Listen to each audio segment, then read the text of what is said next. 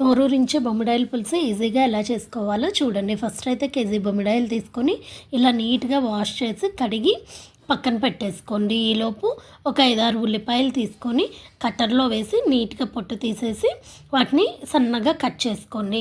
చింతపండు నానపెట్టుకోండి. ఫస్ట్ పచ్చిమిర్చి, అల్లం, ఎల్లిపాయలు, జీలకర్ర, ధనియాలు, చెక్క, లవంగం, కొబ్బరి ఇవన్నీ రెడీ చేసుకోండి. ఈ లోపల ఫస్ట్ అయితే జార్లో చూడండి నేనేం వేస్తున్నానో కొబ్బరి, ధనియాలు, పక్కన పెట్టుకున్న మసాలా దినుసులన్నీ వేసి మెత్తగా గ్రైండ్ చేసి పేస్ట్ పట్టేసుకొని పక్కన పెట్టేసుకోండి.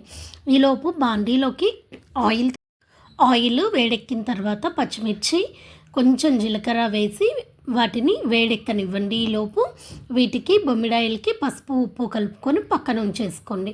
కొద్దిసేపు అలా ఉంటే చాలండి. ఈ వేడెక్కిన నూనెలో సన్నగా తరిగిన ఉల్లిపాయ ముక్కలు వేసి ఎర్రగా కలర్ మారే వరకు, లైట్ రెడ్ వచ్చే వరకు వాటిని వేయించండి. కొంచెం పసుపు వేయించుకొని ఫ్రై అయిన తర్వాత ఆనియన్ పేస్ట్ మనం పట్టుకున్నాం కదండి, మసాలా దినుసుల పేస్ట్ అంతా ఇందులో వేసి మెత్తగా మంచిగా దగ్గరగా వచ్చే వరకు ఫ్రై చేయండి.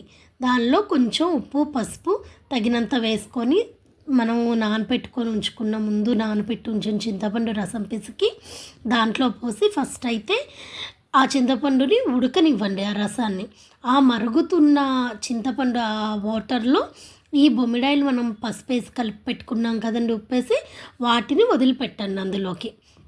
అవి అలా మరుగుతూ ఉండగా ఎక్కువసేపు అక్కర్లేదండి, ఒక పావు గంట సరిపోతుంది.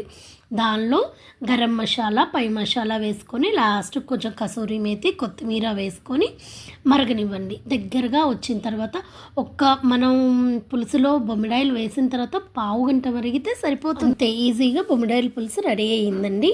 నా ఛానల్ని కొత్తగా ఎవరైనా చూస్తూ ఉంటే లైక్ చేయండి, షేర్ చేయండి, సబ్స్క్రైబ్ చేసుకోండి. థ్యాంక్ యూ అండి.